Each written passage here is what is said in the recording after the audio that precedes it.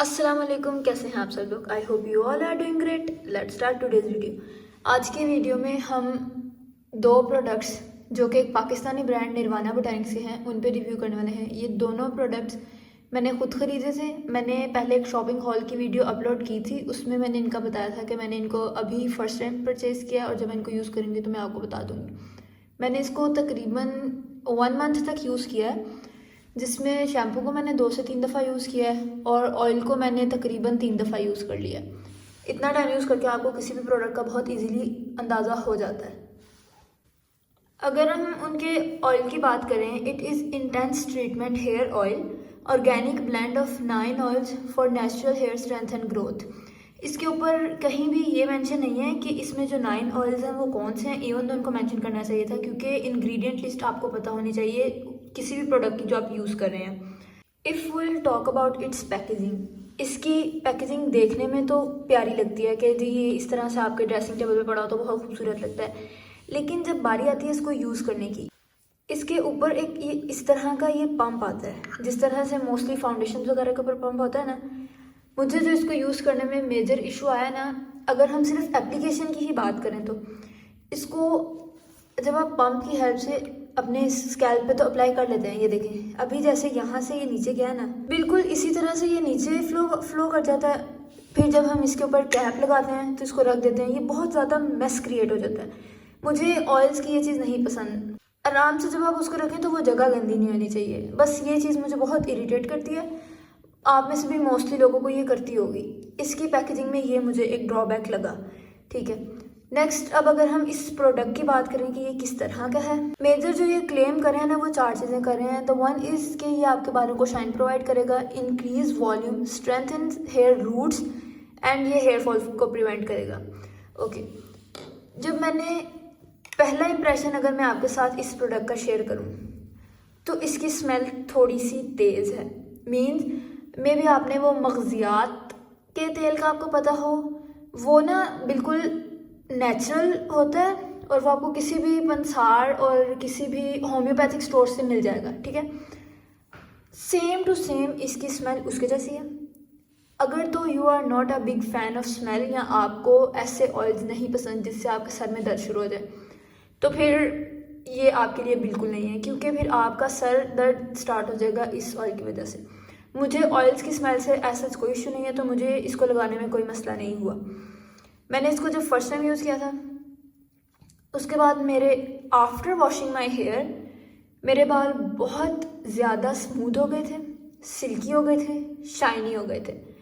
लेकिन hair fall पे इसने इफेक्ट किया है या नहीं किया, वो मैंने 3 दफ़ा यूज़ किया, उसमें मुझे इतना कोई ख़ास फ़र्क नज़र नहीं आया कि इसने हेयर फॉल को रिड्यूस किया या किसी हद तक चलें कम किया, वो नज़र नहीं आया। लेकिन इसको लगाने के बाद after washing your hair smooth, silky, shiny, बस ये 3 इफेक्ट आएंगे। हेयर फॉल नहीं रिड्यूस किया इसने, मेरा तो नहीं किया।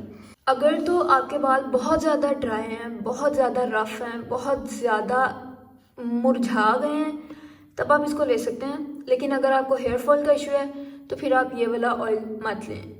Instead of this you can use coconut oil. Coconut oil को हल्का सा गर्म करके आप उसको यूज़ करें, उसमें एक प्याज बेशक डालें, वो हेयर फॉल बहुत हद तक कम कर देता है। लेकिन इस ऑयल ने हेयर फॉल को कोई मेरे फ़ायदा नहीं दिया। ये तो हो गई इस ऑयल की बात। Next is there Nirvana botanics honey dates and virgin coconut restorative shampoo complete hair treatment. Okay, 100 ml का ये प्रोडक्ट हमें मिलता है।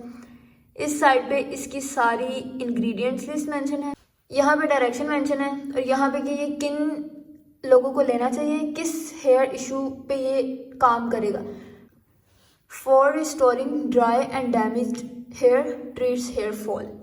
ओके, अगर मैं इसके इंग्रेडिएंट्स में आपको बताऊँ, इसमें एलोवेरा है, ऑर्गेनिक अरेबियन डेट्स हैं, ठीक है, हनी है, कोकोनट ऑयल है, ग्लिसरीन है, प्लांट सेलुलोज है।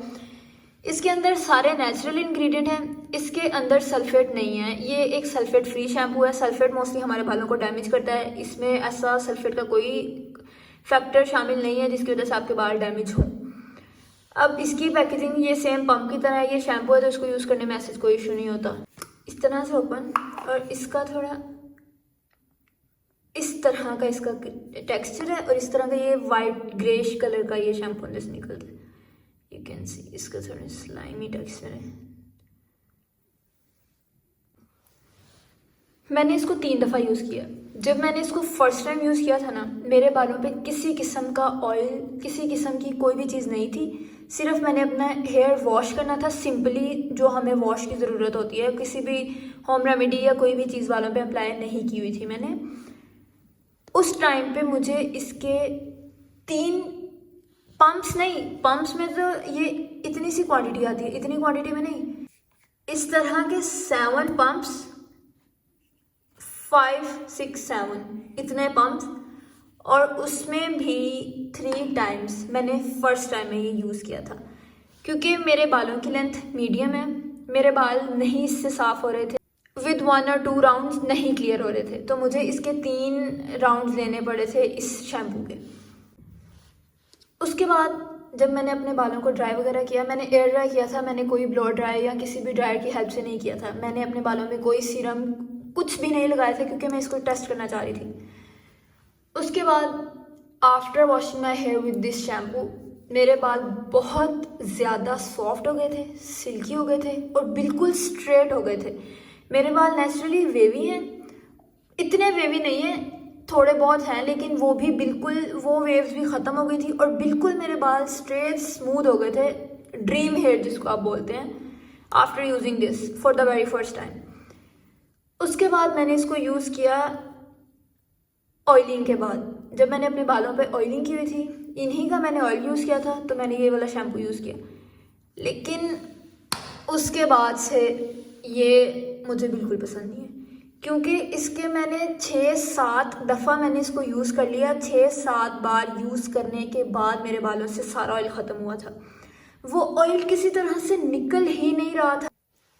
अगर आपने ऑयलिंग किया तो आप बिल्कुल भी इस शैम्पू से अपने बालों को वॉश नहीं कर सकते, क्योंकि अगर आपने 6 से 7 राउंड इस शैम्पू के लगाने हैं, वो भी एक राउंड में 5 से 6 पंप्स, तो ये आपका प्रोडक्ट ऐसे ही उड़ जाएगा 3 से 4 दफ़ा में। और अगर आप इतना ज़्यादा प्रोडक्ट अपने बालों पे लगा रहे हैं, नो मैटर कि वो ऑर्गेनिक है और उसमें सल्फेट्स नहीं है, इतना ज़्यादा प्रोडक्ट वो आपके बालों को हार्म करेगा। और ये बजट फ्रेंडली बिल्कुल भी नहीं पड़ता, क्योंकि ये इनकी प्राइस इतनी भी सस्ती नहीं है कि हम इसको 3 से 4 दफ़ा यूज़ करके ख़त्म कर दें और फिर दोबारा से इसको ख़रीद लें। तो मेरी तरफ से ये, अगर तो आप ऑयलिंग के इतने शौकीन नहीं हैं और आप अपने बालों में इतनी ऑयलिंग नहीं करते, तो फिर तो ये आपके लिए बेस्ट है, आप इसको ले सकते हैं, क्योंकि आपको ऐसा कोई इशू नहीं आएगा।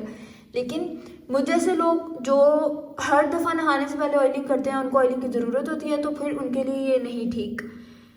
इसलिए मेरी तरफ से ये किसी हद तक ठीक है, लेकिन स्मेल और पैकेजिंग मुझे इरिटेट करती है, और इसमें ऑयलिंग के बाद ये सही तरह से मेरे बालों को वॉश नहीं करता।